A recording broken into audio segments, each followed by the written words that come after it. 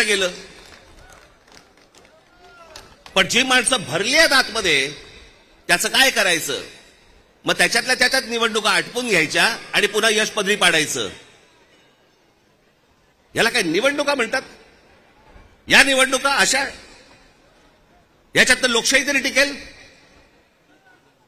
एका आमदाराचा भाऊ सांगतो की मी 20,000 मतं बाहेरून आतमध्ये आणली.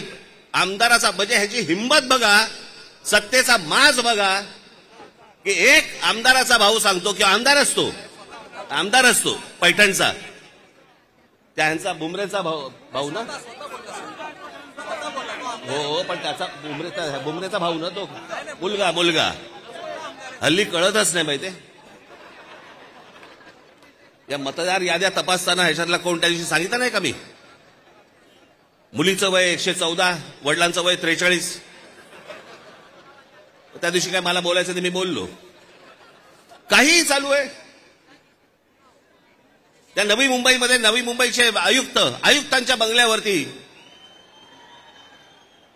आयुक्तांच्या बंगल्यावरती मतदार नोंदवले गेलेत. कोणीतरी सुलभ शौचालयामध्ये नोंदवला गेला. कुठेही बसलेला दिसला की काही नोंदवायचा का? ही अत्यंत लाजिरवाणी गोष्ट मला असं वाटतं ही देशभर सुरू आहे, प्रत्येक ठिकाणी सुरू आहे, प्रत्येक मतदारापर्यंत समजलंय.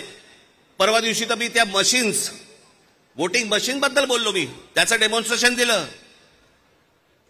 मी हे गेले 2017 पासून ओरडून सांगतोय की ह्याच्यामध्ये गडबड आहे, ह्याच्यामध्ये गोंधळ आहे.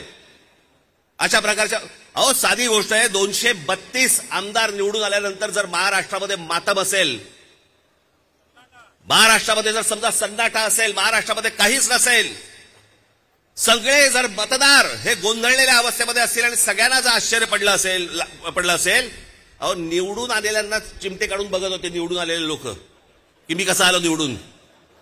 पण निवडून आलेल्याची सोय अगोदरच झाली होती, त्याच्यामुळे त्याला माहिती नव्हतं की मी निवडून येणार.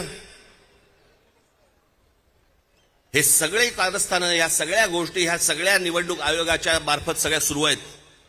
कशा निवडणुका लढवायच्या मला जरा सांगा. नाही, जो मतदार उन्हातारामध्ये रांगेमध्ये उभा राहतो त्याच्या मतांचा अपमान नाही का? म्हणजे मतदारांनी मतदान नोंदवायचं, कुठेही करायचं, पण मॅच अगोदरच फिक्स आहे, त्याच्या मताला काय किंमत आहे? आणि म्हणून मला आपल्याला सांगायचं आहे की आता जी काही कायदेशीर कारवाई प्रोसेसची सुरू आहे, मला असं वाटतं उद्धव ठाकरे आपल्याशी या संदर्भामध्ये बोलतीलच, सांगतीलच आपल्याला. ते सगळ्या गोष्टी सुरू असतील. पण एक गोष्ट आपल्याला सांगतो, जेव्हा कधी निवडणुका होतील, जाता आता फक्त आपल्याला एकच सांगेन, जेव्हा कधी निवडणुका होतील, एक तर पहिल्यांदा तुम्ही घराघरामध्ये जा, सर्वजण याद्यांवरती सगळ्यात जोरात काम करावं.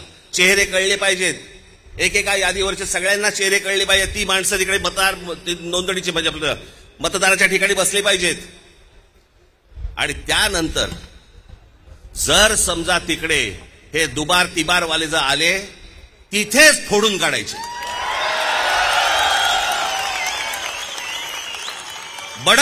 बडवायचे आणि मग पोलिसांच्या हातात द्यायचे. त्याशिवाय हे वटणीवरती येणार नाही. त्याशिवाय हा महाराष्ट्रामधला जो चाललेला कारभार आहे हा वटणीवरती येणार नाही. आज आपण सगळेजण इतक्या मोठ्या संख्येने इकडे सगळेजण आलात, मी आपल्या सर्वांचे मी आभार मानतो आणि आपली सर्वांची रजा घेतो. धन्यवाद. जय हिंद, जय महाराष्ट्र.